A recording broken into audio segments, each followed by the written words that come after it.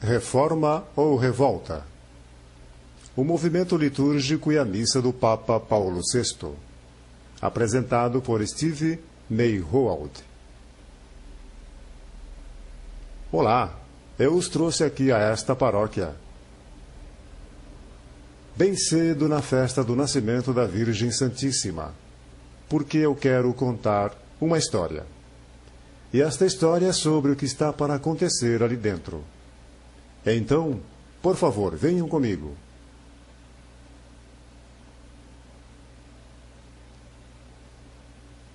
Como eu disse, hoje é a festa do nascimento da Virgem Santíssima.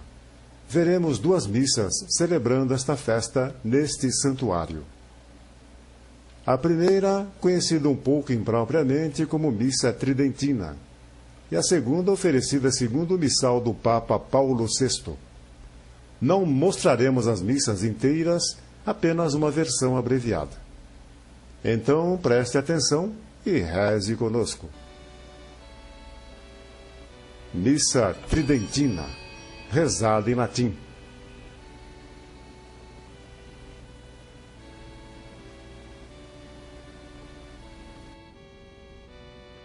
In nomine Patris et Filii Spiritus Sancti, Amen, in tribo auditari Dei. Adiutorium nostrum in nomine Domini. Confiteor Dei omnipotenti, Beata Maria, sibi Virgini, Beata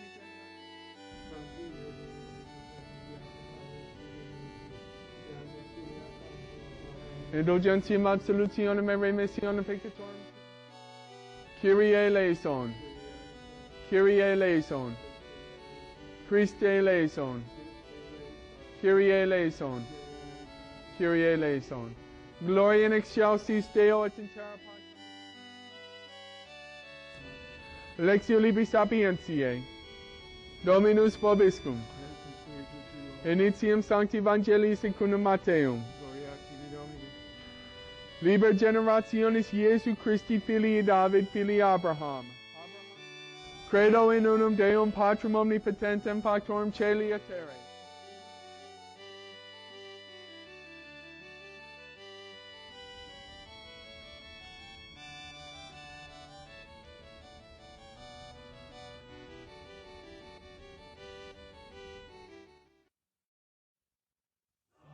Sanctus, Sanctus, Sanctus, Dominus Deus.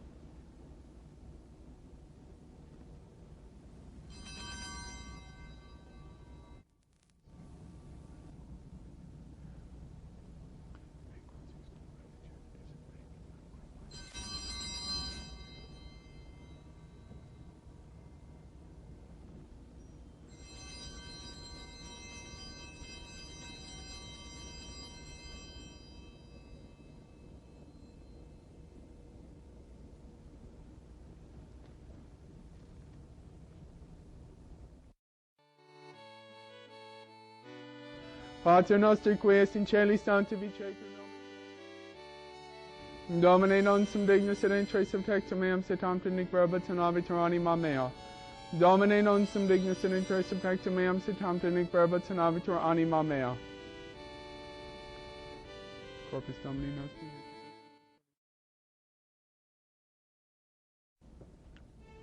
Dominus vobiscum.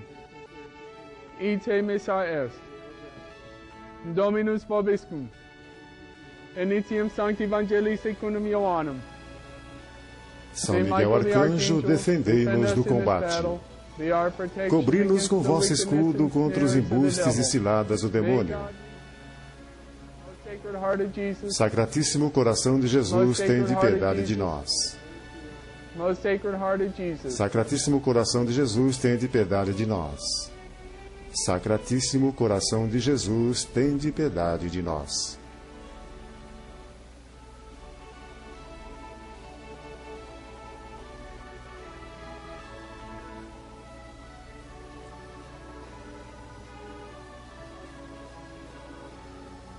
Missa Nova.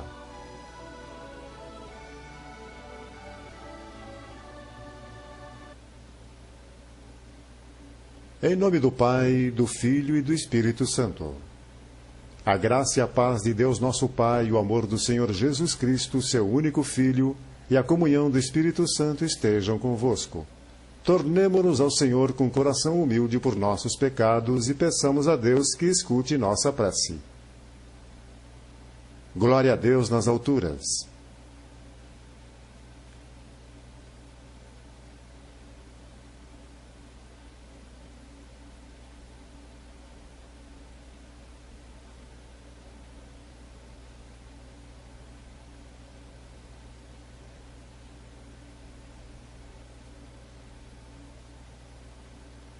Com júbilo eu me alegro no Senhor. Aleluia, aleluia, aleluia. O Senhor esteja convosco e também contigo. Sendo feita a leitura do Evangelho. Louvado seja vós, Senhor, Deus de toda a criação. Por sua bondade temos esse pão a oferecer, fruto da terra e do trabalho do homem. Ele se tornará para nós o pão da vida.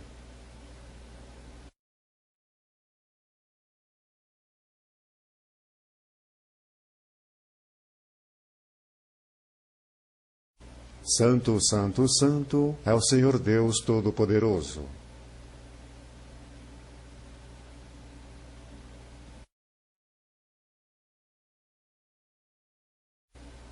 Na noite em que ia ser entregue, ele tomou o pão em suas mãos, deu graças, o partiu e entregou a seus discípulos, dizendo: Tomai todos e comei, este é meu corpo, que será dado por vós.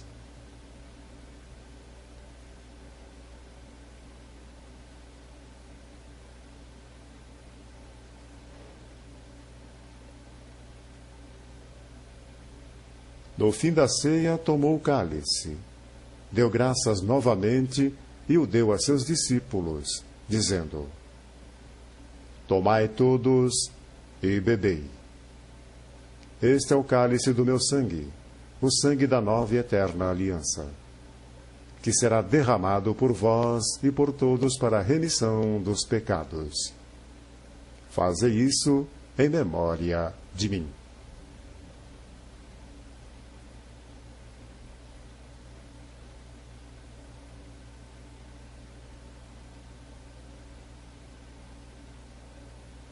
Proclamemos o mistério da fé. Toda vez que comemos deste pão e bebemos deste vinho, proclamamos, Senhor, a vossa morte até sua vinda gloriosa. Pai nosso que estais no céu, santificado seja vosso nome. A paz do Senhor esteja sempre convosco e também contigo. Ofereçamos uns aos outros o sinal da paz, que o mundo não pode dar. Cordeiro de Deus, que tira os pecados do mundo, tende piedade de nós. Cordeiro de Deus, que tira os pecados do mundo, tende piedade de nós.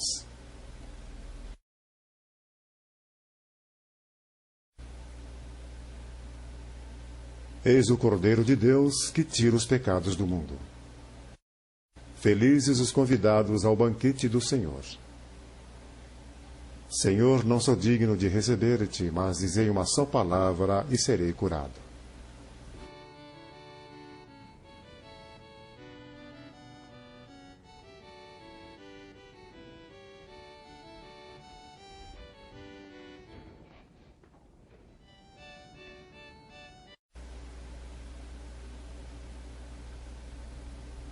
O Senhor esteja convosco e também contigo. Abençoe-vos, Deus Pai, Filho e Espírito Santo. Amém. A missa terminou. Pode ir em paz, graças a Deus. Glory be to God the Father. Glory be to God the Son. Acabamos de assistir a 2 missas oferecidas para celebrar o nascimento da Virgem Maria. A primeira, missa tradicional latina oferecida no rito romano, como tem sido pelos últimos 1500 anos. E a segunda, oferecida segundo o missal do Papa Paulo VI, que foi introduzido na Igreja em abril de 1969. O que vimos nesta manhã, a missa sendo oferecida com 2 missais diferentes, uma depois da outra na mesma igreja. E o que pode ser visto num punhado de igrejas católicas pelo mundo. A história que quero contar-lhes é sobre como e por que, no final do século XX, nós temos 2 missas no rito romano, enquanto na melhor parte dos últimos 2 milênios nós tivemos uma. A razão pela qual quero contar-lhes isto é simples. Quando Paulo VI introduziu sua nova ordenação da missa, Novus Ordo Missae, em 1969, trouxe confusão e mal-estar entre muitos católicos. E o que é mais importante para esta apresentação são estes mal-estar e confusão, trazidos entre as famílias, inclusive a minha própria família.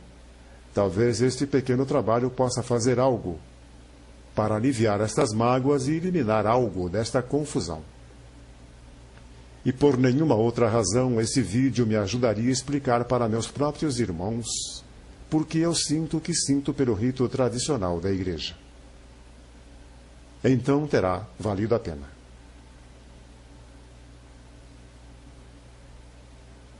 Nosso próximo destino é este estacionamento, porque este lugar é importante para a história que quero contar. Espero que esta história forneça a todos informações novas. Creio também que esta história o surpreenderá tanto quanto me surpreendeu. Na verdade, esta história não começou neste estacionamento, mas aqui foi onde eu me envolvi com ela. Em 1906, 96 anos atrás, exatamente neste lugar, a Igreja do Imaculado Coração foi dedicada ao serviço de Deus. Esta foi a igreja em que eu, assim como meus 8 irmãos e irmãs, fomos batizados na fé católica. Esta foi a igreja onde fiz minha primeira confissão, onde recebi minha primeira Eucaristia e onde servi no altar durante o sacrifício da missa pela primeira vez. E foi na escola construída pela paróquia, uns anos depois que a igreja foi dedicada, que meus irmãos e irmãs e eu recebemos nossos primeiros 9 anos de educação católica pelas Irmãs Educadoras de São Francisco. Como a igreja, a escola é hoje um estacionamento, que está à direita da nova escola mostrada aqui. Em 1955, outra paróquia se estabeleceu nesta cidade em crescimento. O primeiro projeto foi uma nova escola mostrada aqui, que foi terminada 2 anos depois. A missa era oferecida no ginásio aqui, enquanto a nova igreja não estava pronta. Em 1967, a nova igreja foi terminada. Em 1969, minha esposa e eu nos casamos aqui e esta se tornou nossa paróquia. É muito difícil não notar o contraste dramático e tão evidente entre a antiga igreja e a nova. E para esta pequena cidade, assim como para milhares de outras que experimentaram o mesmo, considere o contraste dramático e repentino. Do dia para a noite, num lado da cidade está a igreja católica tradicional, com seu santuário elevado, altar alto, tabernáculo e crucifixo no centro, vitrais e as estações da Via Crucis em evidência. No outro lado da cidade, de repente, aparece esta estrutura que tem aparentemente nenhuma relação com a outra. Tem bancos de arquibancada dando a impressão do santuário ser rebaixado, com o foco sendo esta parede grande de tijolos quase vazia. Sem crucifixo visível, em vez disso, este Cristo ascendido é mostrado na parede vazia. Com os anos, esta parede vazia serviu de desafio até mesmo aos decoradores de igrejas mais progressistas. A última tentativa foi esta espécie de painel. E mesmo com esta grande estrutura como um edifício, não há vitrais visíveis, nem estações da Via Crucis, nem estátuas ou imagens dos santos, ou da Virgem Maria, a não ser um único ícone numa parede oblíqua e um tabernáculo meio escondido. E há diferenças sutis que escapam à atenção do observador casual. Note na igreja antiga o foco no altar alto, com o tabernáculo em vista proeminente e um crucifixo em cima, que é o centro da igreja, o foco. Agora olhe o desenho da nova igreja. Da entrada principal parece que a mesa-altar é o centro de foco, porque é central nessa vista particular. Na verdade, este não é o centro da igreja. O centro da igreja é aqui. Vê a diferença? A atenção de quem assiste à missa aqui não é o altar do sacrifício, mas dividida entre o ambão, onde são feitas as leituras, e o altar-mesa, que está, na verdade, à direita da frente da igreja. Considerando o antigo e o novo, isto é meramente duas visões arquitetônicas da mesma realidade? Ou há algo muito mais dramático atuando aqui? Depois de séculos de uma apresentação consistente dos mistérios da fé católica, chegou o momento, como o beato Papa João XXIII propôs, abram as janelas e deixem entrar um pouco de ar fresco? É isto um pouco do ar fresco que ele quis que entrasse?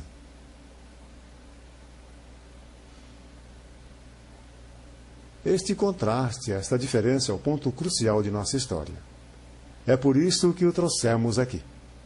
Considerando o tempo de sua construção, esta igreja parece estar muito à frente do seu tempo. Além do mais, a tinta dos documentos do Concílio Vaticano II não estava ainda seca quando este prédio foi desenhado. No discurso de abertura do Concílio Vaticano II, o Papa João XXIII estava exuberante, deixando suas aspirações. Para aquele encontro serem conhecidas ao mundo, ele declarou: iluminados pela luz deste concílio, a igreja que confiamos crescerá em riquezas espirituais e ganhará novo vigor de agora em diante. E olhará o futuro sem medo, de fato atualizando-se onde seja necessário. E pela organização sábia de cooperação mútua, a igreja fará homens, famílias e povos verdadeiramente voltarem em suas mentes às realidades sobrenaturais. Isto, claro, põe a questão. Será uma mudança dramática no local e no modo das celebrações. Uma medida das riquezas espirituais do concílio do Papa João? Serão estes exemplos de arquitetura moderna, parte das riquezas espirituais prometidas pelo beato Papa João? Será isto o ar fresco que ele veria ou que ele queria quando abriu as janelas? Daremos uma boa olhada na revolução litúrgica que nos trouxe onde estamos hoje. E pelo caminho, acho que descobriremos muitas das respostas a estas questões. Catedral de Maringá, no Brasil.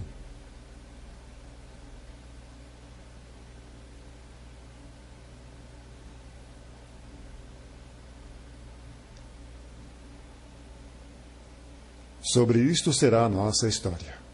Como isto aconteceu? Por que aconteceu? Quando aconteceu? Como nós fomos disto a isto? E para onde iremos? Antes de nos aprofundarmos na história, alguns esclarecimentos. Primeiro, é certo que a missa tradicional latina, como ela continua sendo celebrada hoje, foi-nos passada praticamente intacta por mais de 1500 anos. E por questão de brevidade e simplicidade, usaremos os termos missa antiga e missa nova, para a missa tradicional latina e a missa de Paulo VI, respectivamente. Segundo, se você viu antes alguma comparação entre a missa antiga e a missa nova, provavelmente viu uma missa tradicional solene celebrada por um bispo ou cardeal, sendo comparada com uma missa celebrada pelo padre saltitante, ou por alguém vestido com roupas de palhaço, ou um grupo de fiéis e o padre pulando pelo palco, ou balbuciando em alguma linguagem ininteligível. Não achamos que estas comparações são honestas ou justas. Por um lado, nem todo celebrante da missa tradicional é ideal em seu modo de ver a liturgia. Nem tampouco todos seguem o missal romano como deveriam. Por outro lado, nem todo celebrante da missa nova é frei saltitante ou padre bozo. Começamos nossa apresentação mostrando duas missas oferecidas no mesmo dia, no mesmo santuário, celebrando a mesma festa do nascimento da Virgem. Achamos que nossa comparação é honesta e justa. Como alguém decide ver esta comparação está além do nosso escopo. E o terceiro esclarecimento que eu gostaria de fazer é esse. Esta apresentação não foi feita para demonstrar que uma das duas missas é melhor, superior ou mais eficaz.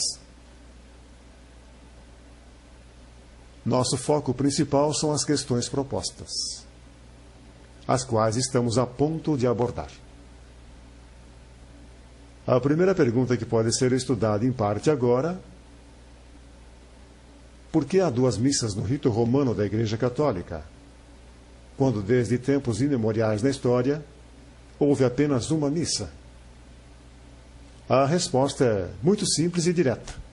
Em 1969, uma outra missa foi introduzida no rito romano da Igreja Católica, porque um certo grupo de pessoas, convencidas de haver uma forma melhor de oferecer a missa, que beneficiasse mais aos fiéis nos bancos das igrejas, ganhou a atenção dos homens mais proeminentes da igreja na época.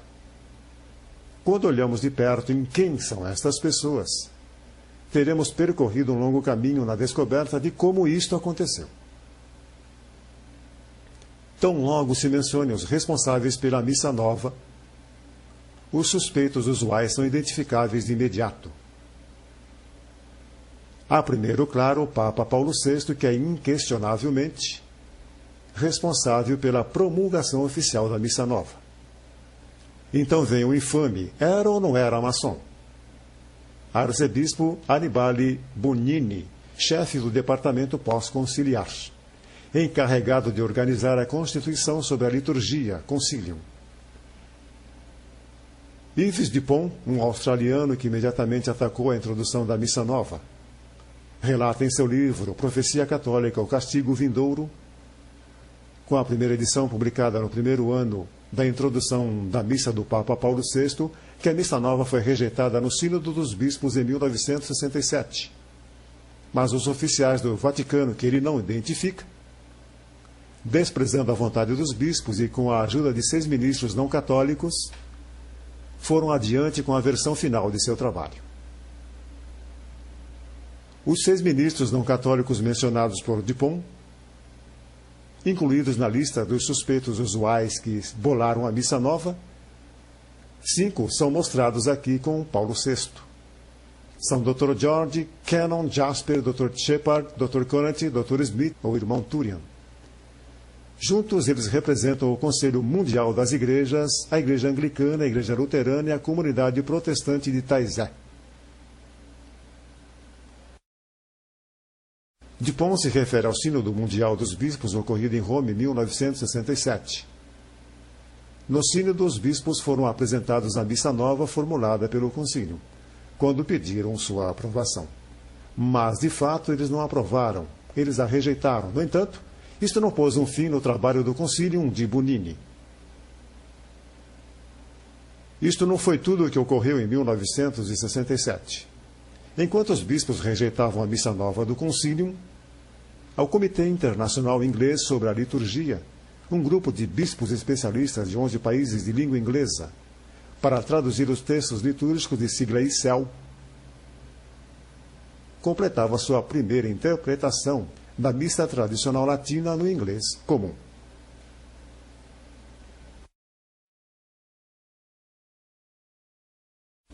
E em 1967 a construção dessa igreja foi terminada.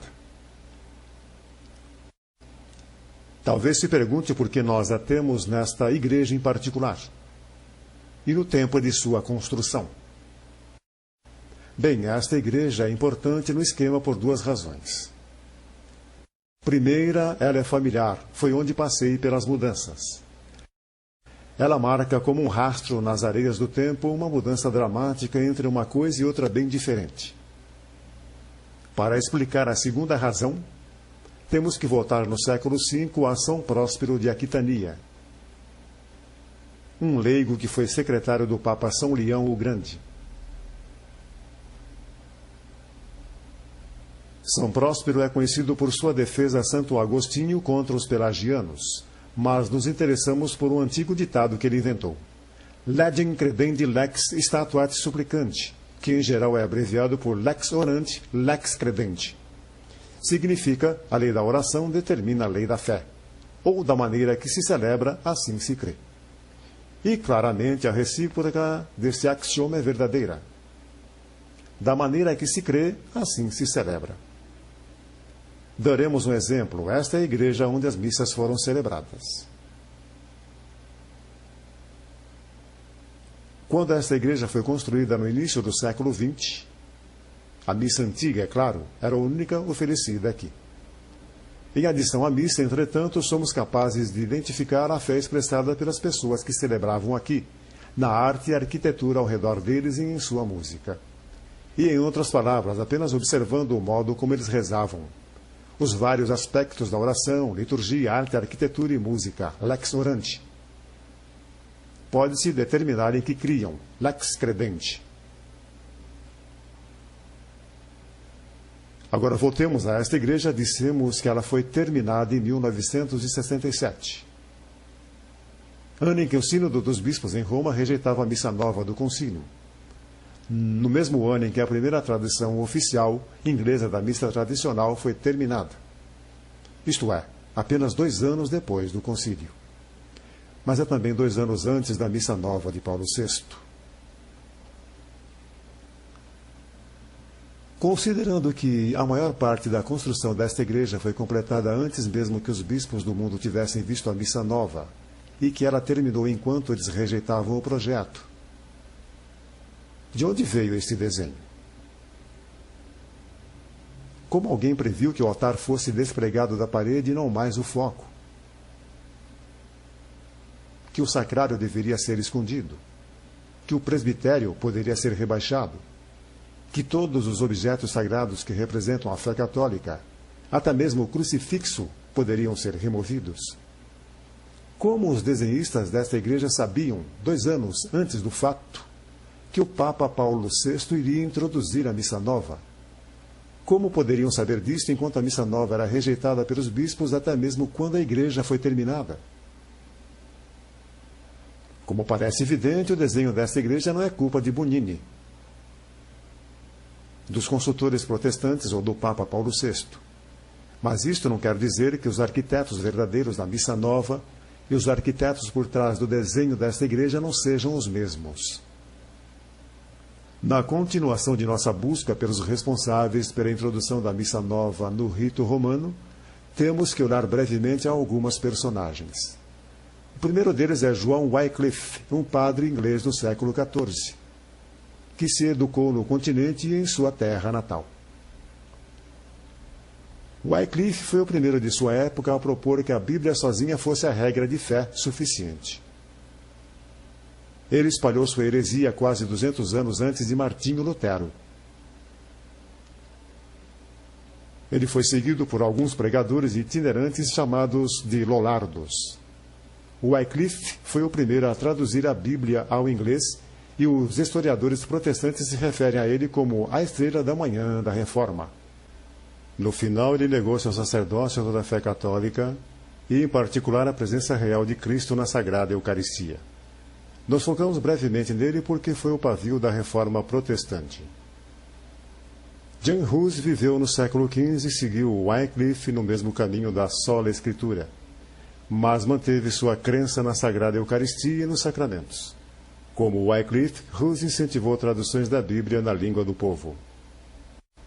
Hus insistia que a Sagrada Comunhão deveria ser recebida por todos em 2 espécies: a hóstia e o cálice, o corpo e o sangue de Cristo. Ele foi queimado na fogueira por sua heresia.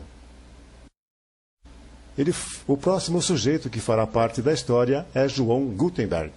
Ele é parte disto por ter inventado a imprensa de tipo móvel. Seu trabalho mais notável foi uma Bíblia com 42 linhas por página. Se parecer uma tarefa pequena ou sem importância, considere isto. O projeto começou em 1452 e terminou em 1455. Trabalhando numa jornada normal, na época, de 12 horas.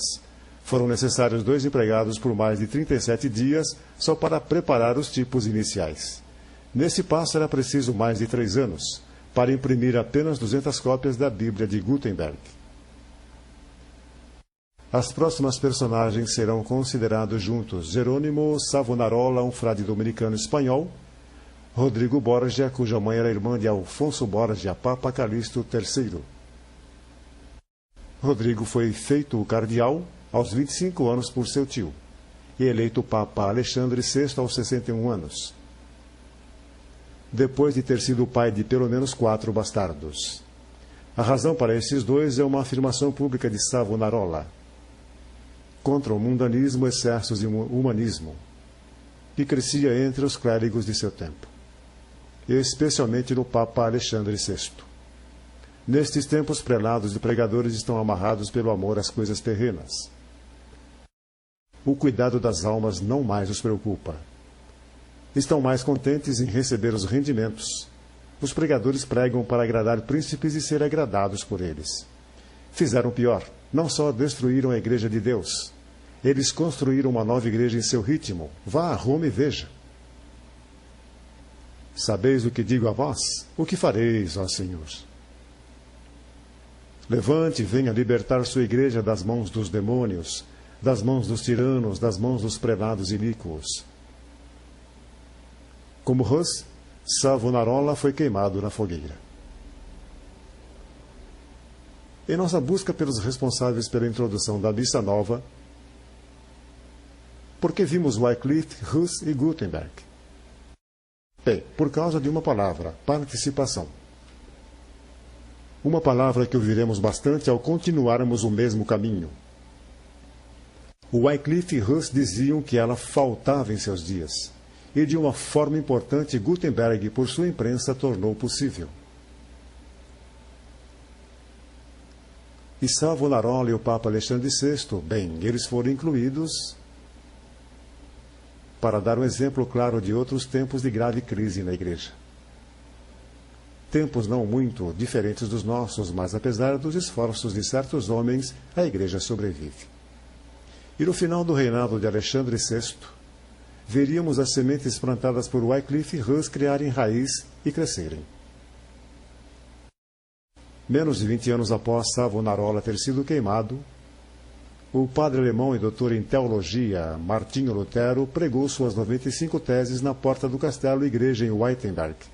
Com este ato, a revolta dos protestantes começou seriamente. E uma grande procissão o seguiu. Felipe Melanchthon, Ulrico Zwingli, Thomas Cranmer, John Wesley, João Calvino e dezenas, talvez centenas de outros, disse antes que Wycliffe foi o primeiro a traduzir a Bíblia ao inglês. Aí veio Lutero, que quando rompeu com a Igreja, publicou a Bíblia em alemão, numa versão depois da outra, e sua própria versão da missa. Lutero foi seguido pelo heresiarca Cranmer, que, criando a Igreja Anglicana, publicou sua própria versão da missa no livro das orações cotidianas. Tudo isso nos leva aonde começamos, com 2 missas sendo oferecidas uma atrás da outra. A primeira distinção é a direção ao qual o padre está voltado. Na missa tradicional, o padre está voltado à mesma direção que o povo, como se ele estivesse os guiando na oração da missa. Em seu livro A Reforma da Liturgia Romana, Monsenhor Klaus Gamber, e notavelmente um dos mais respeitados liturgistas católicos do século XX, cita Santo Agostinho. Quando nos levantamos a rezar, nos viramos ao leste, onde inicia o céu.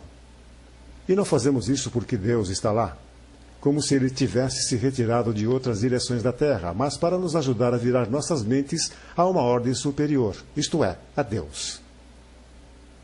Gamber ainda explica.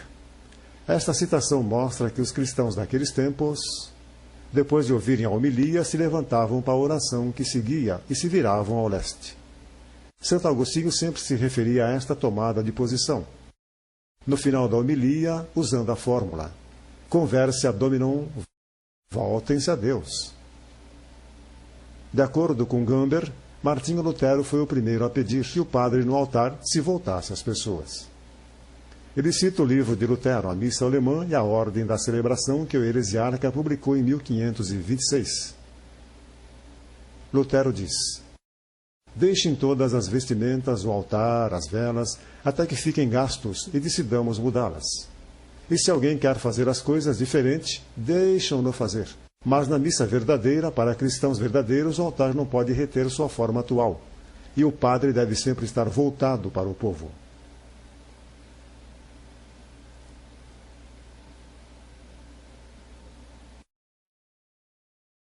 Isso nos leva à segunda distinção notável entre as duas missas, a língua. In nomine Patris et Filii Spiritus Sancti, Amen, in tribo auditorio.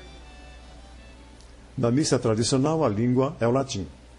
Na missa de Paulo VI, ainda que ela tendo sido promulgada em latim, ela é dita virtualmente em todo lugar na língua do povo. In the name of the Father, and of the Son, and of the Holy Spirit. Para podermos compreender melhor isto, voltemos aos protestantes e seus seguidores. Os revolucionários protestantes foram seguidos nessa ideia de atualizar a missa pelos seguidores de Cornélio Jansen, um teólogo católico belga cuja predestinação absoluta era similar à de Calvino. Os jansenistas, pelos séculos XVI e XVII, buscando um modo mais austero de celebrar, encorajavam a remoção de objetos religiosos que eles consideravam distrações nas igrejas católicas.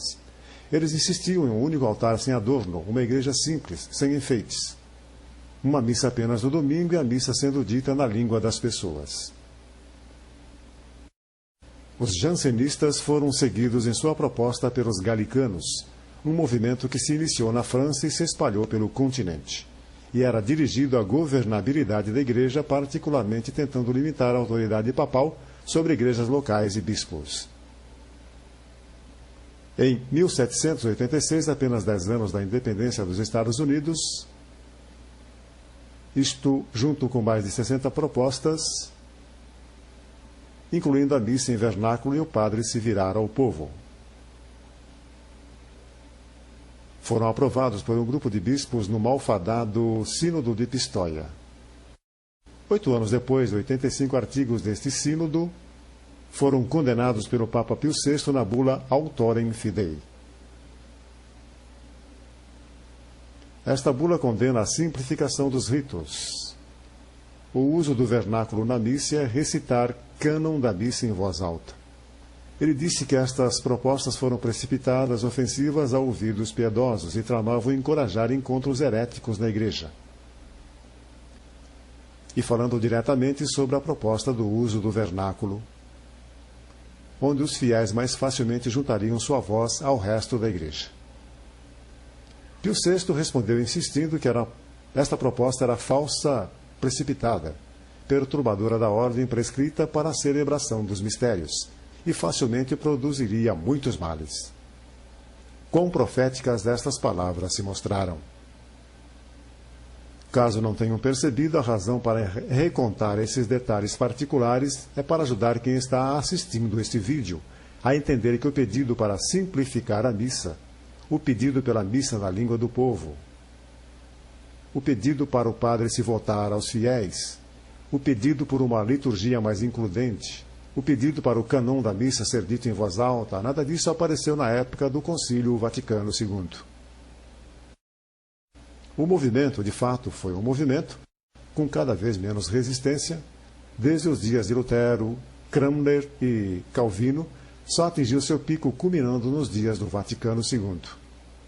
Para mostrar isso claramente, vamos prestar atenção ao padre Antonio Rosmini, um italiano fundador dos Rominianos, uma ordem dedicada à educação dos jovens.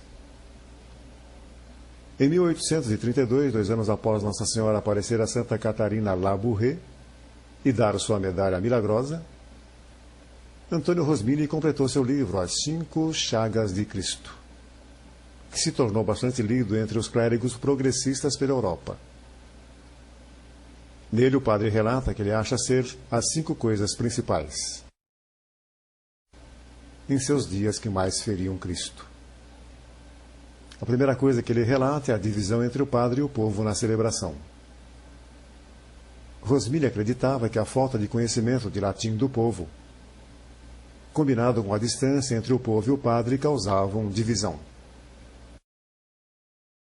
E considerando a missa, ou mais precisamente, a participação das pessoas na missa, Rosmini chegou à mesma conclusão. Em 1832, que Lutero e seus seguidores 300 anos antes, que a distinção entre padre e o povo era muito acentuada. Uma separação muito grande.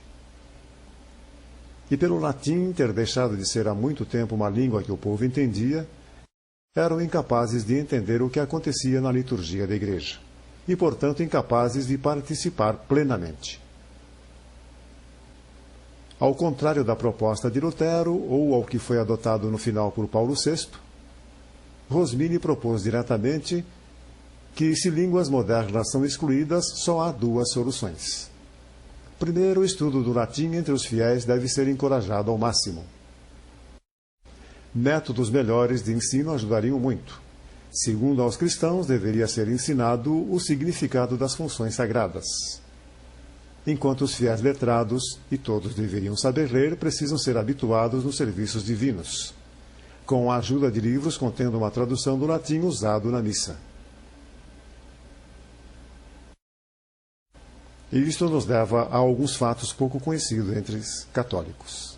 O Concílio de Trento, agindo para corrigir a heresia de Lutero, pôs um anátema em quem apenas que a missa deveria ser dita somente em vernáculo.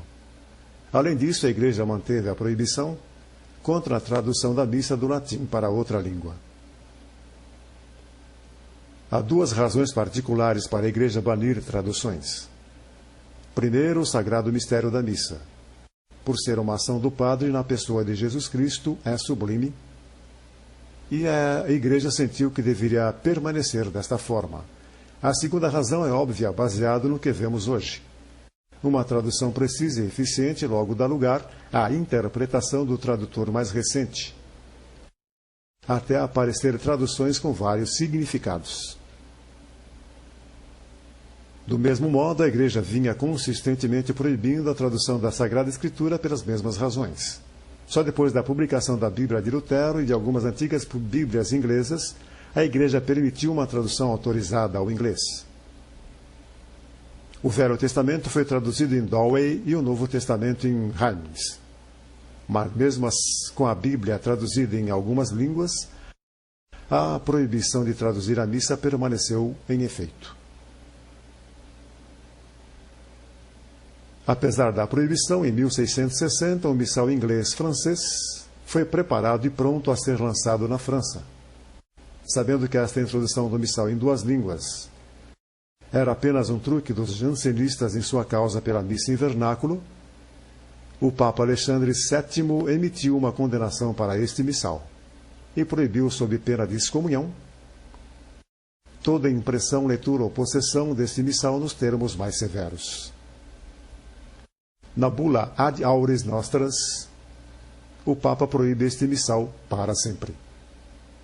E conclui proclamando que, sob pena de excomunhão latae sententate, imposta pelo vigor da lei mesma, nós proibimos para sempre sua impressão, leitura e posse. A última proibição emitida por Roma veio em 1857, pelas palavras de um decreto que disse: não é permitida a tradução do ordinário da missa ao vernáculo e imprimir o mesmo para uso pelos fiéis, nem pode tal trabalho receber a aprovação de um bispo. Contrariando as proibições existentes na época, em 1822, a primeira tradução americana do missal romano foi publicada pelo bispo João England de Charleston. Nós recordamos este missal por ter gozado de amplo uso entre fiéis católicos do século XIX e início do século XX. Bispo England explicou cuidadosamente por que latim é usado como a língua da missa em termos que todos podem entender. A doutrina da Igreja é essencialmente imutável. Portanto, uma língua morta não sujeita a mudança no sentido de suas expressões é muito melhor empregada para preservar a imutabilidade que línguas modernas que estão permanentemente variando. Só em 1877, o beato Papa Pio IX permitiu um bispo autorizar um missal para fiéis. E o Papa Leão XIII finalmente os pôs em imprimatur regular. Mas voltemos a Rosmini, que entendeu isto muito bem. Ao mesmo tempo, um padre reconhecido e filósofo, Rosmini, deixou claro que mudar a língua da liturgia para a língua do povo não era a resposta. Ele escreveu: eu não listei todas as vantagens das línguas antigas, nem as desvantagens das línguas modernas. Mas o que eu disse é suficiente para mostrar conclusivamente que o dano causado pela separação entre o clero e os fiéis no ofício divino não pode ser remediado introduzindo novas línguas nas igrejas. O uso dessas línguas em lugar daquelas consagradas por séculos implicaria uma cura pior que a doença. Isso nos leva a um detalhe interessante. O trabalho que nós citamos aqui, As 5 Chagas de Cristo, era um dos 2 livros de Rosmini postos no índice dos livros proibidos em 1849. 3 anos depois da aparição de Nossa Senhora em La Salette. Rosmini morreu em 1855 e em 1887 o decreto post-obtum do Santo Ofício condenou 40 proposições tiradas dos trabalhos de Rosmini. Mais de 100 anos depois, Paulo VI referia os trabalhos de Rosmini como proféticos. E o Papa João Paulo II lembraria o trabalho de Rosmini em sua encíclica Fides et Ratio. E não sem razão, ao se ler os trabalhos de Rosmini, escritos na mesma época em que a Virgem Bendita aparecia, Santa Catarina Labouré-Henri de Bach, descobre-se um esquema possível para o Concílio Vaticano II. Somente em 1º de julho de 2001, Antônio Rosmini foi reabilitado pela Congregação para a Doutrina da Fé. Ao mesmo tempo em que Antônio Rosmini ganhava notoriedade, na bela região dos lagos do norte da Itália, basicamente entre 1830 e 1850, Dom Próspero Guéranger começava sua carreira de restaurador do grande monastério de Solesmes, na França, ambos em maus momentos. Restaurar a estrutura do monastério foi uma tarefa muito mais fácil que restaurar a beleza e a majestade da liturgia divina. Mas por seus esforços, Guéranger, morto em 1875, tornou-se o pai do que viria a se chamar o movimento litúrgico. Dom Guéranger na França e Dom Rosmini na Itália observaram uma quebra do modo de vida católico em sua época e tentaram encontrar um remédio que teriam a certeza que funcionaria. O foco de ambos era o retorno aos sacramentos, embora Rosmini buscou uma resposta radicalmente diferente da de Guéranger. Rosmini tentou aproximar a distância entre o padre e o povo, trazendo-os mais perto ao padre, e no processo a linha que os separava ficou um pouco borrada. O remédio de Guéranger foi reformar a liturgia, trazendo-a de volta ao esplendor e majestade da celebração da Igreja, quando o mundo civilizado era católico, na Idade Média. Guéranger se deparava com um desafio colossal em seu esforço de reformar a liturgia. Na França, nos anos seguintes da Concordá, a liturgia católica estava em desordem. De acordo com Dom Rousseau, em seu livro sobre o movimento litúrgico do século XIX, O Progresso da Liturgia, em dioceses como Versailles e Beauvoir, haviam 9 missais e breviários em uso regular. Alguns foram escritos com a visão dos jansenistas ou galicanos, mas todos competiam em originalidade e sugeriam mudanças na missa. E mesmo o movimento litúrgico de Dom Guéranger, que se espalhou pelo continente, em muitos casos encontrou resistência considerável. Para citar um exemplo, na Alemanha, Karl Anton Winter, um professor das universidades de Ingolstadt e Landshut, antes de 1820, propôs uma missa e rito alemães, que conseguiu vários partidários. Seu objetivo soa familiar hoje, mas era aparentemente novo para então. Simplificar a missa, dá-la um caráter mais social e fazê-la mais inteligível e edificante. Na Inglaterra, o movimento litúrgico chamou a atenção de Pusey e Newman, que antes de se converter católico tentou revigorar a liturgia anglicana, no que ficou conhecido como o movimento ritualista. Este trecho da história do movimento litúrgico pode ajudar aqueles católicos que não tinham ideia da tensão que envolve a autêntica liturgia. Há sempre os que tentam preservar o que funciona. E aqueles que querem mudar por estarem confiantes que sabem mais. Mas depois do que vimos, uma coisa é certa. A missa nova de Paulo VI não é tão nova quanto nos fizeram pensar. Isto nos leva ao início do século XX. Para colocar toda essa informação na perspectiva correta, lerei duas citações. A primeira delas tirada do número mais recente de uma revista, considerada uma voz forte no catolicismo tradicional hoje.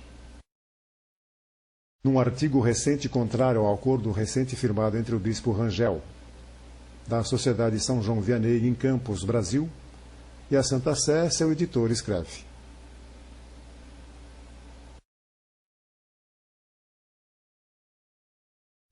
combater os erros dos neomodernistas hoje é impossível, sem admitir inequivocamente que o concílio e sua invenção, o Novus Ordo Missae, foi um erro catastrófico de prudência. Agora, leiamos outra citação. Ele estava convencido de que a liturgia poderia ser um modo útil de restauração cristã, desde que fosse dado às pessoas a oportunidade de verdadeiramente participar da missa à qual hoje só assistem. Enfatizando o caráter social do santo sacrifício, esforçou-se para fazer o assistir à missa uma ação comunitária. Seu objetivo principal era unir as pessoas ao máximo com o padre. Doía-lhe ver aqueles que assistiam à missa serem abandonados a si, cada um buscando sua edificação a seu modo. Opunha-se a cantar hinos ou recitar o rosário durante as funções litúrgicas. Era contra tudo que separasse as pessoas da grande ação. Queria que todos cantassem o ordinário. Era a favor da restauração da comunhão sob duas espécies, depreciava missas privadas e achava que o santo sacrifício devesse ser oferecido apenas quando o povo participava da comunhão sacramental. Achava que confissões comunitárias deveriam substituir as privadas, queria eliminar o celibato dos padres, pôs uma visão vaga na veneração de Nossa Senhora e dos santos, falou negativamente sobre a autoridade papal, devoções populares e peregrinações. E lutou para a missa ser celebrada em vernáculo. Enquanto isto soa ter sido dito por algum dos especialistas litúrgicos ultraprogressistas que puseram seu peso no radical Concílio Vaticano II, isto foi tirado do livro de Dom Rousseau, O Progresso da Liturgia. A ele refere-se a J.B. Hirscher, um teólogo proeminente, e um dos fundadores da Universidade de Tubinga, reduto do cardeal Ratzinger. Estas propostas sugeridas por Hirscher, no entanto, foram publicadas em 1820. E mesmo que cada uma delas foi acatada depois de 1960, estas ideias que apenas repetem os protestantes e jansenistas antes dele, foram dificilmente uma invenção do Concílio Vaticano II. Hirscher morreu em 1865, 100 anos antes do final do Concílio Vaticano II. Entendo que apresentamos aqui muitas minúcias históricas. Mas se quisermos entender a verdade sobre a introdução da missa de Paulo VI, então algo desta história é essencial, como se tornou flagrante no início do século XX. Houve uma polarização sobre a liturgia em dois lados particulares. Ambos reconhecem a crise de fé na Igreja resultante de duas revoluções. Primeira, a Revolução Protestante, que atacou a Igreja. E segunda, a Revolução Francesa, o Iluminismo, que atacou ao próprio Deus. Ambos lados queriam, sinceramente, restaurar a Igreja. Apenas discordavam no método. Por um lado, os progressistas, que compartilhavam algo ou tudo do pensamento de Winter, Hirscher, Jansen, e, em parte, Rosmini e os progressistas que o seguiram. Eles forçaram cada vez com mais força pela simplificação da missa, pela missa ser dita em vernáculo para o padre voltar ao seu povo, pela comunhão em duas espécies, por um clero casado, por uma piedade menos individualista, que achavam protestante, por mudanças na arte e arquitetura das estruturas físicas, que removeriam elementos que distraíssem para torná-los mais acessíveis ao envolvimento comunitário. Também advogavam pela inclusão de música popular na liturgia.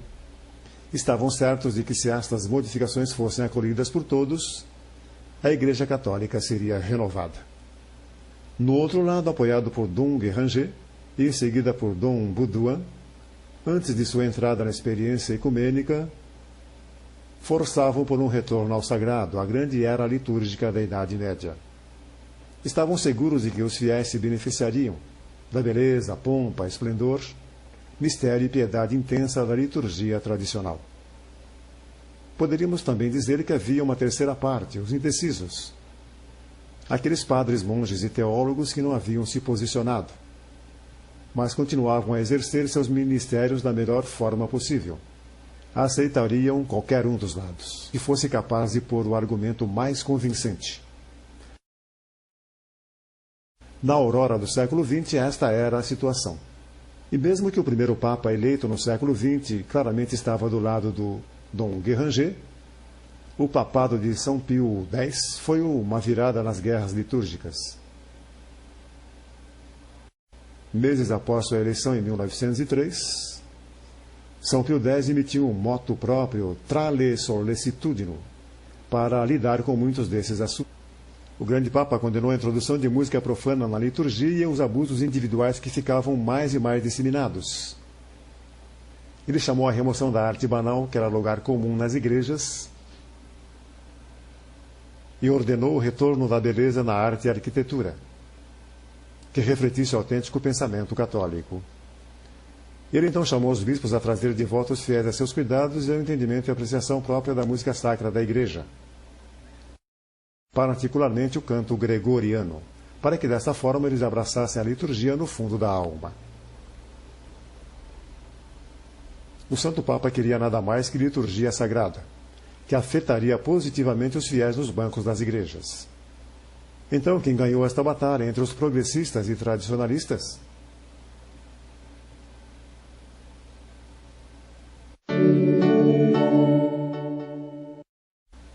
Mas como isso aconteceu? Como eles superaram seus oponentes tradicionais?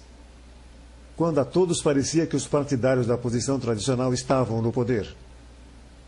A primeira coisa que ocorreu, que começou a alterar os rumos, foi o sequestro do motu próprio de São Pio X na liturgia. Quando ele pediu especificamente pela participação dos fiéis pelo canto gregoriano, convencido de que isto os faria abraçar a beleza e mistério da sagrada liturgia. Os progressistas anularam esta tentativa e deturparam suas palavras, dizendo que o Papa queria que a participação fosse ativa, como em envolvimento físico. Certamente o Papa não disse nem queria dizer isso.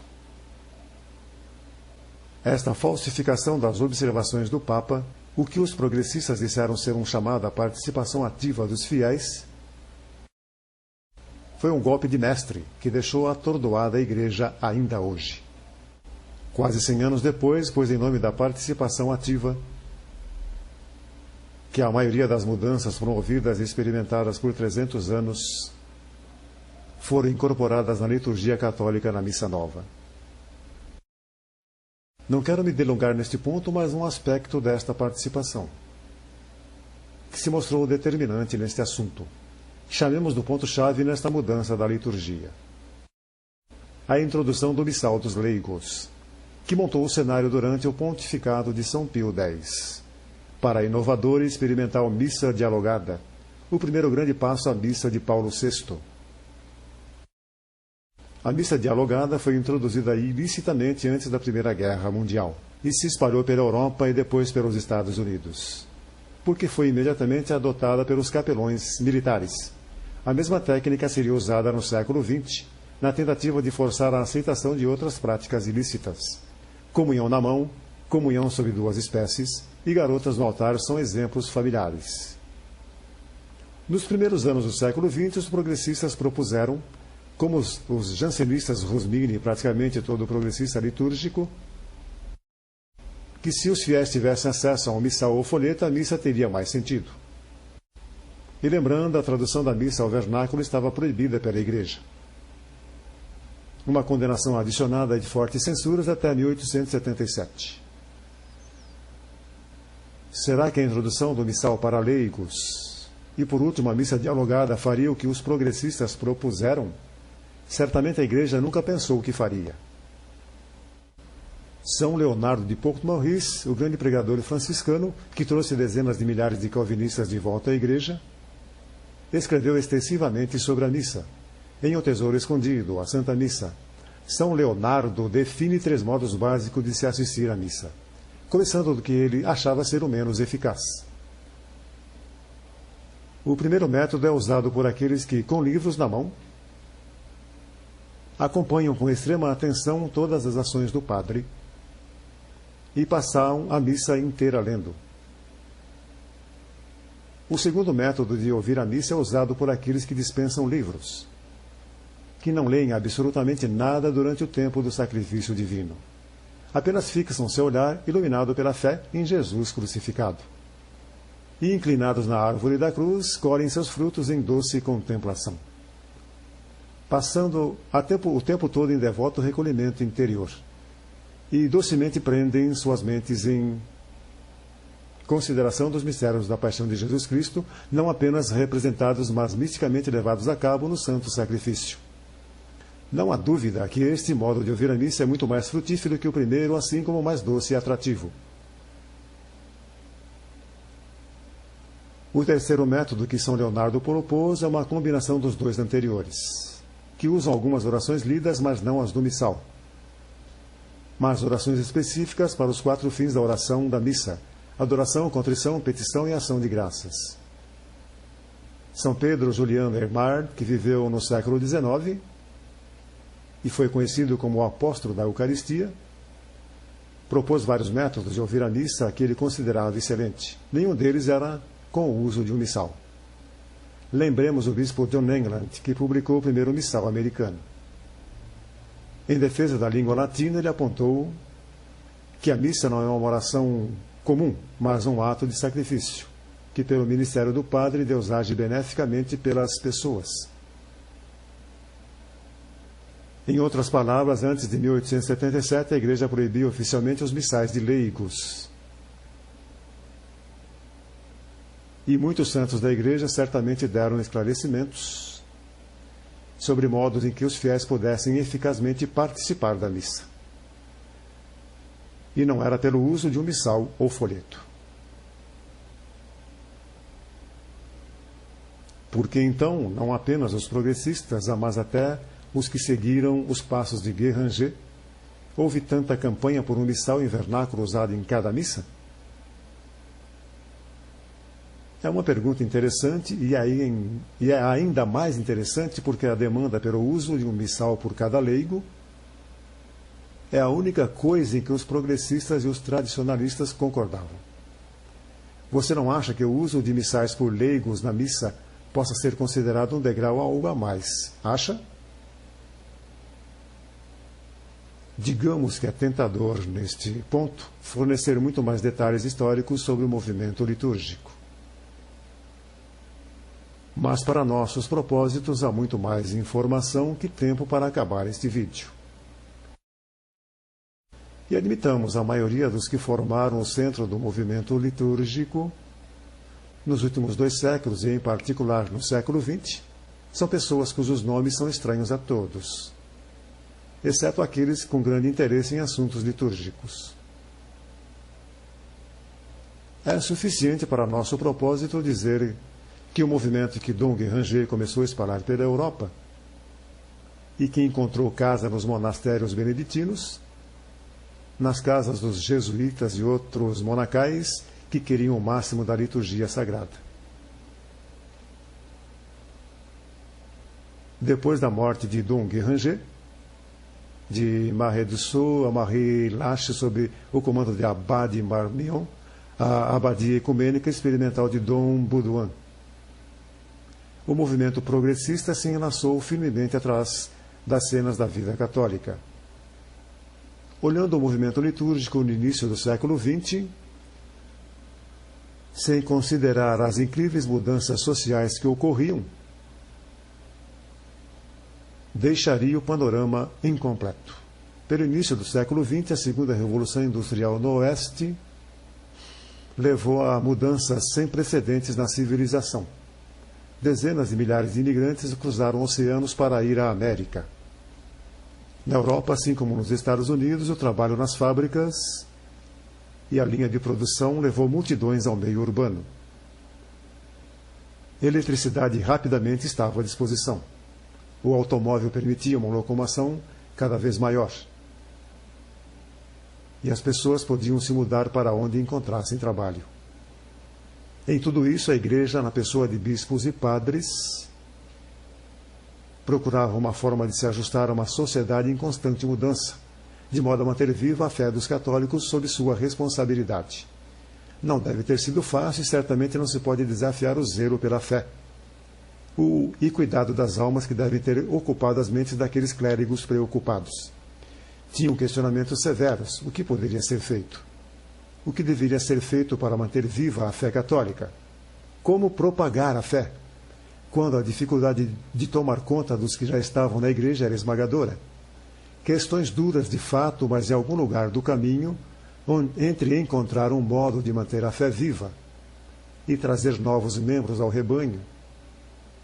Modos de pensar inovadores levaram à experimentação, estranhezas e modos de celebrar desaprovados. Em 1907, quando São Pio X publicou a encíclica Pascendi Domini et Gregis, aqueles que ele chamou de faltores do erro estavam bem entrincheirados. Quando o Santo Padre avisou sobre aqueles que meneiam o machado não sobre as ramagens ou brotos, mas sobre as raízes, que são a fé e suas fibras mais vitais, sobre quem ele se referia? Claramente não se referia aos inimigos aos portões, mas àqueles que havia muito se infiltraram na igreja e disseminavam seu veneno por dentro. Mas naquela época, 1907, a batalha já estava perdida. Seria uma questão de tempo até os vencedores reclamarem seu prêmio.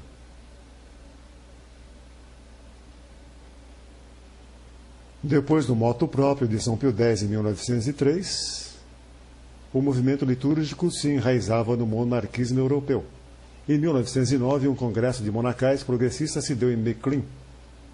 Em 1910, a primeira de muitas semanas litúrgicas onde padres paroquianos passavam uma semana com os monges, ocorreu em Montcésar, perto de Louvain. Ali recomendavam a agenda do movimento litúrgico e a importância da participação plena dos fiéis na liturgia. Dom Bidouin foi o primeiro a bolar o sistema de seminários para educar padres paroquianos. E o movimento litúrgico se espalhou rapidamente pela Europa e Estados Unidos, encontrando seu lar na Abadia Beneditina em Collegeville, Minnesota, e serviu de quartel-general naquele país na maior parte do século XX. Com o encaminhamento do século XX, os nomes dos líderes progressistas eram menos importantes, pois o sistema que impulsionava o movimento estava tão aceito e a agenda tão marcada que líderes individuais não influenciavam tanto quanto no passado.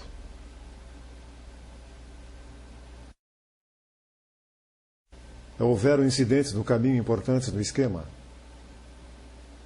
como as numerosas ocasiões em que os papas Pio X, Bento XV e Pio XI deram indultos para vários grupos celebrarem a missa em vernáculo. São Pio X deu permissão a um setor da Iugoslávia para usar o rito romano na língua paleoslava.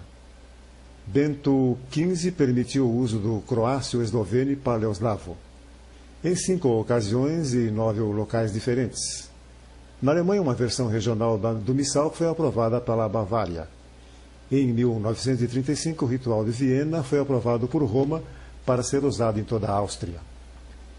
E na véspera de Natal, em 1943, trazida pela Sacra Congregação dos Ritos, uma forma da missa dialogada, em grande parte vernacular, que alguns chamaram a missa alta alemã, foi declarada oficialmente tolerada com o consentimento do Papa Pio XII. Enquanto seria injusto dizer que era prática comum, aparentemente estas propostas eram mais aprovadas que desaprovadas. Nos anos 1920 havia uma corrente por encontros interconfessionais, que eram promovidos pela facção progressista, naquele ponto a parte mais poderosa do movimento.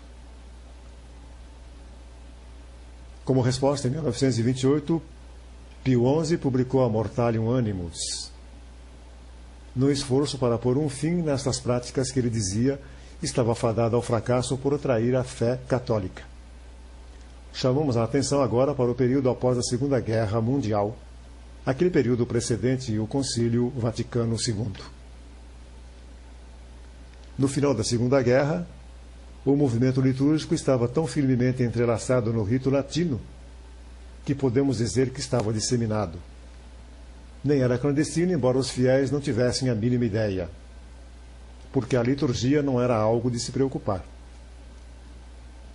A missa era missa, ela era, segundo o catecismo, uma em toda parte. Era um sinal claro da marca da Igreja, a unidade da liturgia latina. No entanto, para entendermos melhor o quanto o movimento litúrgico avançou, considere este livro, A Missa do Futuro.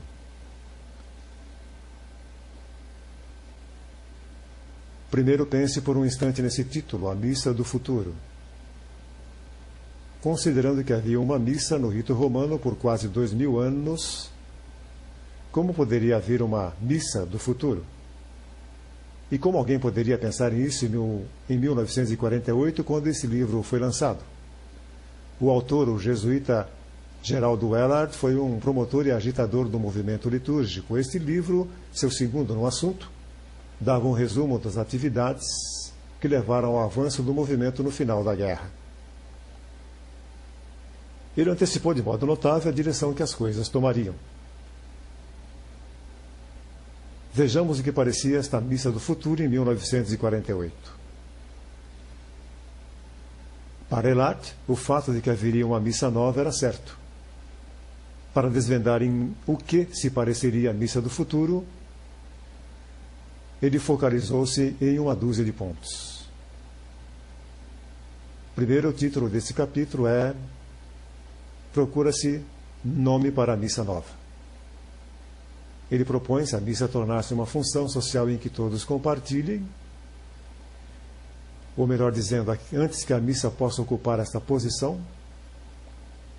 ela requer uma modernização em terminologia popular.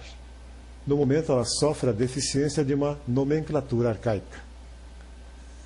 E para aqueles que não falam liturgês, isto quer dizer que o nome da missa, o santo sacrifício da missa, deve ser substituído.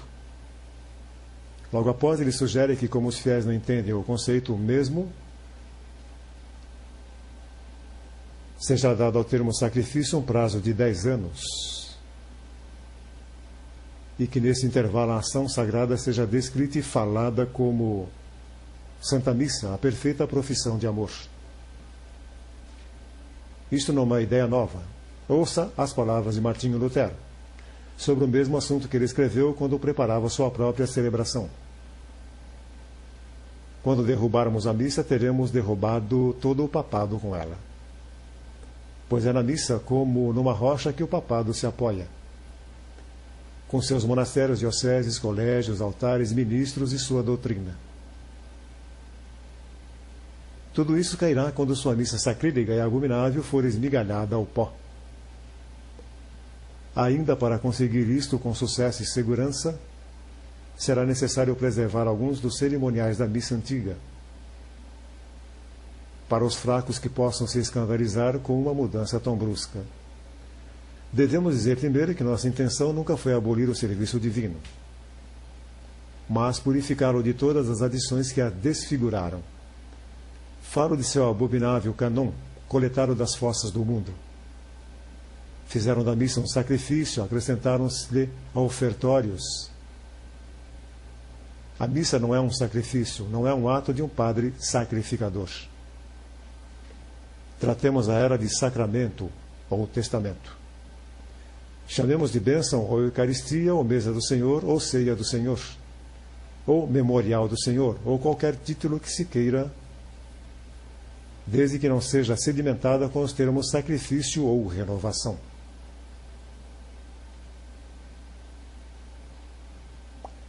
Segundo, pela atitude cada vez mais permissiva da Santa Sé com o vernáculo, Elard parece ousado quando prevê um novo concílio, que ele antecipa ser uma continuação do Vaticano I, e a mudança da língua da missa.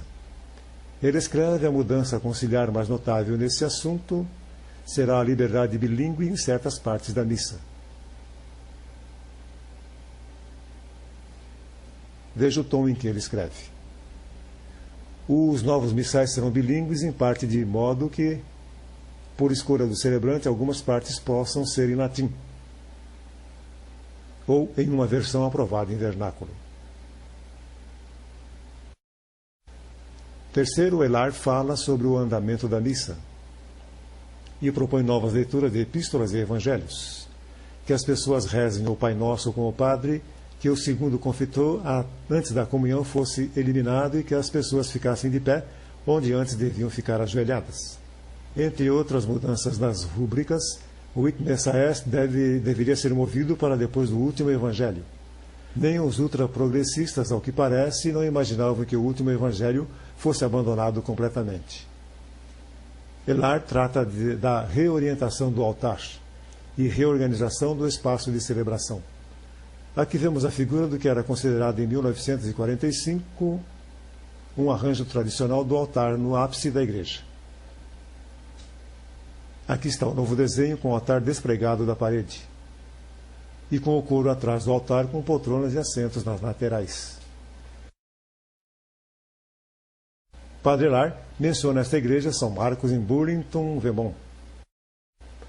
Note que ela tem, como diz Elard, um altar de 2 lados, de forma que a missa pode ser dita, observe o termo usado, com o padre voltado contra os fiéis, ou então com eles celebrando no outro modo mais antigo, voltado a eles. Ele continua: a missa baixa, especialmente se for uma missa dialogada, ganha muito em proximidade e intimidade no modo versus polulum. Neste capítulo, Elard cita 2 bispos, arcebispo Feltin de Bordeaux e bispo Raymond de Nice, que em 1945 favoreciam publicamente tanto o padre voltar-se aos fiéis quanto o uso do vernáculo. E lembre-se, isso é 1945, não 1965. Sobre a música nas celebrações, Elard insiste que o canto tradicional seja cantado por todos na missa e que todas as músicas fossem traduzidas ao vernáculo.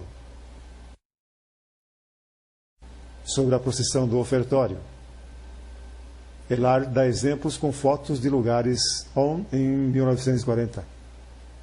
A procissão do ofertório já estava em uso regular. De que isso se tornaria uma prática comum não era nenhuma dúvida para Elard em 1942. O autor lida com um assunto complexo na época. Variações da missa para acomodar várias ocupações, idades, classes, etc. De novo, 20 anos antes do Concílio Vaticano II, parecia difícil imaginar que fosse remotamente possível uma missa em vernáculo com a escolha de várias orações eucarísticas. Elard fala agora das missas convenções. Isto é, missas oferecidas a multidões como numa convenção. Ele propõe, claro, missas concelebradas. E conclui citando o cardeal Glenon. Isto não é uma inovação, mas uma restauração. Os últimos pontos de Elard são como a missa beneficia os vivos. Deveria ser oferecida pelos vivos e não pelos mortos. E enfatiza que as missas de Requiem deveriam sumir. Que a proibição contra missas noturnas regulares deveria ser removida. Claramente isto é a parte do plano dos progressistas. Mas para tornar possível a missa antecipatória do sábado à noite, que cumpriria a obrigação do domingo em cada paróquia do novo Zórdro. Apenas 14 anos após a publicação de A Missa do Futuro, os padres Concílio Vaticano II aprovariam unanimemente a Constituição sobre a Sagrada Liturgia, Sacrosanctum Concilium, e assim como era impossível de se imaginar antes de 1960, se poria a cada item da lista de pedidos dos progressistas para que fosse implementado o mais rápido possível. Como o padre Ralph Wiltgen ilustra habilmente em seu livro, o Reno flui para o Tibre, este cenário incerto tornou-se real, somente pelos esforços de progressistas motivados, cuja agenda bem organizada e predeterminada foi insinuada aos padres conciliares, em uma tomada esperta e bem orquestrada do concílio no seu início. Dissemos antes que a missa nova foi introduzida por causa de certas pessoas convencidas de que havia um modo melhor de oferecer a missa, que pudesse ser mais benéfica aos fiéis dos bancos das igrejas, ganhar a atenção dos homens proeminentes da igreja na época. Estas certas pessoas que levaram as propostas distantes de Elar em 1948 a seu cumprimento em 1969 são nomes familiares. Harner, Schillebeck-King, para citar alguns. É claro que estes especialistas ganharam a atenção dos padres conciliares, porque a Constituição sobre a liturgia, e no ano que parece uma ironia da história, passou com uma votação de 2.159 por 19. E isso no aniversário da Trali Solicitum, o moto próprio do Papa São Pio X. O sequestro que impulsionou o movimento litúrgico radical no início do século XX. O fechamento do Concílio Vaticano II ocorreu em 8 de dezembro de 1965. Numa entrevista para a revista Por Dentro do Vaticano, um dos membros do concílio, o arcebispo Bonini, disse que a missa nova estava pronta e na mesa do Papa Paulo VI em 1966, meses depois que o concílio terminou. Em 1967, a missa nova foi apresentada ao Sínodo dos Bispos em Roma, e quando pediram sua aprovação, eles recusaram. Na verdade, eles rejeitaram a missa nova. Depois da rejeição, os observadores protestantes foram chamados e perguntaram-lhes o que eles achavam ofensivo na missa nova. Eles não tinham nenhuma objeção. Em maio de 1969, apesar da rejeição anterior dos bispos e da forte oposição por membros de alto escalão da Cúria, incluindo o chefe da Congregação da Doutrina da Fé, o Papa Paulo VI introduziu seu Missale Romanum, declarando que deveria ser posto em uso no primeiro domingo do Advento daquele ano. E assim aconteceu. Por que temos duas missas no rito romano, quando por mais de 15 séculos tivemos apenas uma? Por que aconteceu? E por que aconteceu e quando aconteceu? Espero ter respondido a estas questões à sua satisfação. A questão que resta, onde vamos a partir daqui, é outro problema. A campanha pela mudança da missa avançou pelos últimos 4 séculos, apesar dos esforços e condenações dos papas. Primeira campanha para pôr um missal nas mãos de cada fiel. Depois a missa dialogada, então a missa em vernáculo em vários locais. Então a procissão do ofertório, então o padre oferecendo a missa versus populum, voltada às pessoas. E tudo isso décadas antes do Concílio Vaticano II. Depois do concílio, além da introdução da missa nova, que até mesmo Paulo VI chamou de inovadora, chocante e estranha, outras atividades ilegais forçaram a aprovação da comunhão na mão, ministros da Eucaristia, comunhão em 2 espécies, mulheres servindo no altar e dança litúrgica. Para onde vai a igreja e sua liturgia a partir daqui? Bem, ao que parece, as inovações e estranhezas não devem diminuir tão logo. Então, seu palpite é bom quanto o meu? Legem credendi lex statuatis supplicandi. De fato, a lei da oração marca a lei da fé. E certamente as pessoas de fato celebram conforme elas creem. Considerando as mudanças na igreja nos últimos 40 anos, o efeito que as mudanças tiveram nos fiéis, é sempre tentador tornar demônios aqueles que achamos responsáveis. Tomaram por Judas, seja ele o Papa Paulo VI ou o arcebispo Bonini, ou até todo o Concílio Vaticano II, e condená-los. Como seria simples?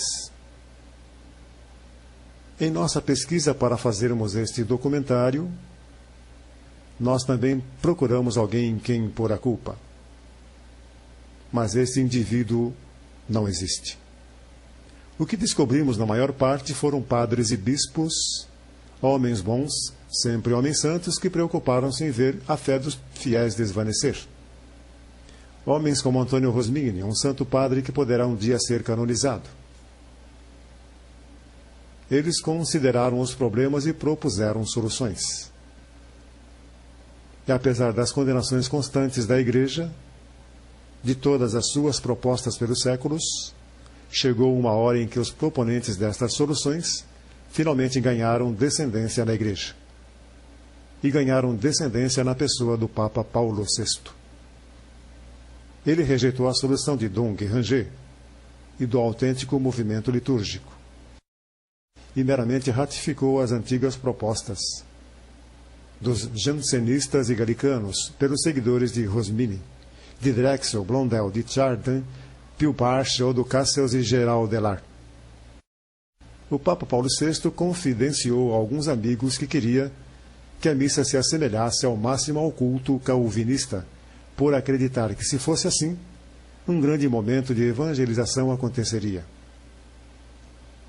Ou seja, depois de séculos clamando que tinham a resposta para a santidade, uma resposta diferente da de Santo Agostinho, São Tomás de Aquino, São Roberto Bellarmino, Beato Dom Escoto, Santa Teresa de Ávila, São João da Cruz, Papa São Pio V e São Pio X, os progressistas finalmente trilharam o seu caminho.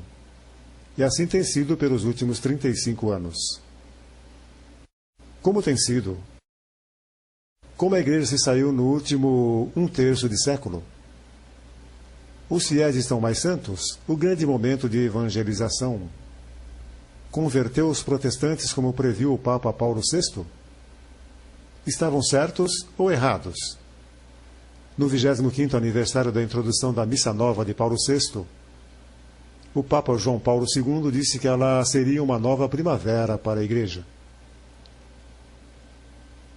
A nova primavera veio em sua paróquia? Acaso a lex orandi da Missa Nova reflete a mesma lex credendi que era refletida pela Missa Antiga? Respondemos aquelas questões que nos propomos responder. Estas são questões que deixaremos para que você responda. Há ainda mais uma. O grande padre Faber propôs que devemos lembrar que se todos os homens assumidamente bons estivessem em um lado e todos os homens assumidamente maus estivessem em outro, não haveria perigo para ninguém, pelo menos para os eleitos, de serem enganados por mentiras maravilhas. São os homens bons uma vez, esperamos que ainda bons, que farão o trabalho do anticristo e tristemente crucificam a Cristo novamente. O engano vem dos homens bons que estão do lado errado. Daí a questão: qual é o lado errado? Tentamos dar-lhes estas informações o mais honestamente e imparcialmente possível. Faça o que quiser com ela.